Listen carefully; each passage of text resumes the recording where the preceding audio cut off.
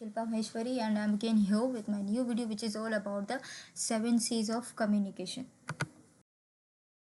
C's of communication, basically these are the 7 principles of communication, मतलब patterns of communication which can make our communication effective and easy to understand. Use these 7 C's of communication in every department, right?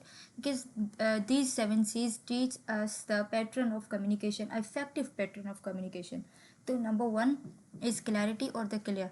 अब clarity आपको ये बताता है that your message must be simple and with the easy wording which must be easy to understand, जैसे कि receiver इसको easily समझ सके. आप उसमें कोई कंफ्यूजिंग इन्फॉर्मेशन नहीं ऐड कर सकते, ठीक है. जैसे कि please submit your assignment bye 5 PM on Friday. अब आपने इसमें कोई भी कन्फ्यूजन वाली पॉइंट नहीं लिखी है, उसको पता है कि डे फ्राइडे एंड 5 PM को उसको अपनी असाइनमेंट सबमिट करवानी है.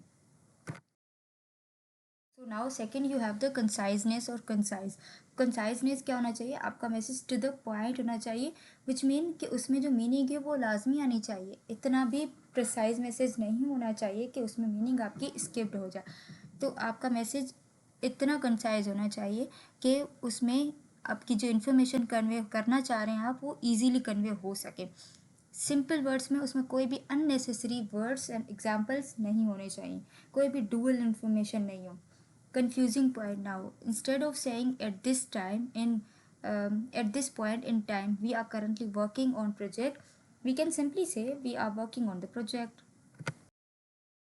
Now number third is the concreteness. Concreteness तो वर्ड से सिंपल पता चलता है हमें कि ऐसी इन्फॉर्मेशन जो आप रिसीवर को कन्वे करते हैं एज ए स्पीकर, तो वो क्या होनी चाहिए? फैक्ट एंड फिगर के साथ होनी चाहिए, एक्चुअल फैक्चुअल इन्फॉर्मेशन होनी चाहिए वो, ठीक है. जैसे कि आप कंफ्यूजिंग पॉइंट कहते हैं many students are coming, many students improved. तो मैनी में तो बहुत सारे कोई भी आ सकते हैं, कितने भी आ सकते हैं, पर जब आप परसेंटेज बताते हैं, एक्यूरेट एग्जैक्टली रेशियो क्या है वो बता देते हैं, तो आपकी इन्फॉर्मेशन कंक्रीटनेस हो जाती है, ठीक है.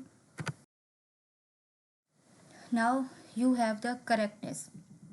अब करेक्टनेस में क्या आता है? करेक्टनेस में आपकी क्लैरिटी भी आ जाती है, मतलब कि आपकी इन्फॉर्मेशन एररलेस होनी चाहिए, स्पॉटलेस होनी चाहिए, ग्रामर फ्री होने चाहिए. आई मीन कि ग्रामर एरर नहीं होने चाहिए उसके अंदर, ठीक है. वो आपकी पंक्चुएशन के साथ हो, जैसे कि spelling, fact information, correct grammar, ये सारी चीज़ें उसमें अच्छी होनी चाहिए. ही डोंट लाइक रीडिंग तो होता नहीं है, ही के साथ डज लगता है, he does not like reading, ठीक है. या he does not like coffee, he don't like coffee नहीं हो सकता, ठीक है. सब्जेक्ट वर्ब एग्रीमेंट का भी इसमें आपको ख्याल रखना होता है, पंक्चुएशंस का भी एंड प्रीपोजिशंस का भी. कंप्लीट. अब कंप्लीट आपके पास क्या है कि इसमें सिंपल आप पढ़ेंगे कि जितनी भी इंफॉर्मेशन है रिसीवर को, वो इतनी होनी चाहिए कि वो अच्छे से आपको रिस्पॉन्ड कर सके. For example answer all the relevant question. अब इसमें डेफिनेशन हम सिंपल पढ़ते हैं, तो completeness means including all the information the receiver needs to understand and respond appropriately.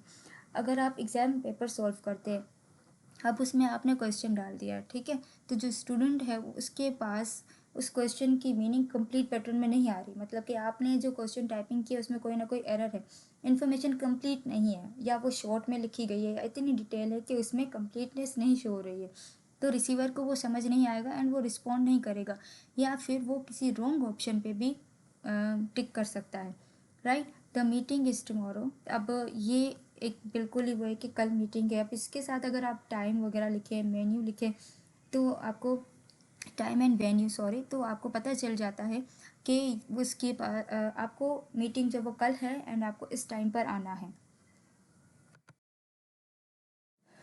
उसके बाद आपके पास है कर्टेसी. अब कर्टेसी क्या होता है कि लाजमी नहीं है कि हम हर एक चीज़ को सीरियस पैटर्न में, रूड पैटर्न में बताएं, स्ट्रिक्टली बताएं या फॉर्मल में. कुछ ऐसे पॉइंट्स होती हैं जिसमें हम अपनी फीलिंग्स को शेयर करते हैं, इमोशंस को, वो रिस्पेक्टफुली करनी चाहिए, जैसे कि वो उसमें पोलाइटनेस होनी चाहिए. आपके वर्ड्स में क्या होना चाहिए? एक काइंडनेस होनी चाहिए, पोलाइटनेस होनी चाहिए. Communicating politely, respectfully and with consideration for others feeling. दूसरों की फीलिंग्स को भी हर्ट ना करके हमें कम्युनिकेशन को करना चाहिए. फॉर एग्जांपल आप कोई मीटिंग है, ज़बरदस्ती कोई रख रहे हैं, लेकिन जो जिसके साथ आपको मीटिंग करनी है ही और she is not agree with that, so आप कंटिन्यूसली आप बोल रहे हैं कि नहीं मीटिंग यहाँ पर होगी, तो उसमें क्या है कि कर्टेसी नहीं होती. तो कर्टेसी उसमें होती है कि जब आप उसकी जो फीलिंग्स है, उसकी जो इमोशंस है, उसको भी आप नज़र में रखें एंड देन आप प्लान करें कि आपको कब मीटिंग रखनी है या फिर आपको आगे क्या करना है। That one is the last slide which is all about the consideration or considerate. अब ये क्या होता है? Consideration means thinking about the receiver's need, feelings, knowledge and perspective before communicating. कुछ बोलने से पहले ये सोचना चाहिए कि रिसीवर इसके ऊपर क्या रिएक्ट कर सकता है, ठीक है। जैसे कि adapt the message to the audience, show empathy, use language the audience can easily understand. कि ऐसा आप प्रेजेंट करें, ऐसी प्रेजेंटेशन हो कि आपको पता हो कि आपकी जो ऑडियंस है, आपके लिसनर हैं, वो इजीली समझ सकते हैं। आप हाई लेवल के वर्ड्स बोलते हैं तो वो नहीं समझ पाएंगे। आप बिल्कुल लो बोलेंगे तो उनको आपकी प्रेजेंटेशन इफेक्टिव नहीं लगेगी। आपको एवरेज एंड मॉडरेट प्रेजेंटेशन देनी होती है, एवरेज वर्ड्स में देनी होती है ताकि वो इजीली समझ सके। तो आपको ऑडियंस यानी कि लिसनर के नीड्स के अकॉर्डिंग अपनी प्रेजेंटेशन को रेडी करना होता है, ठीक है।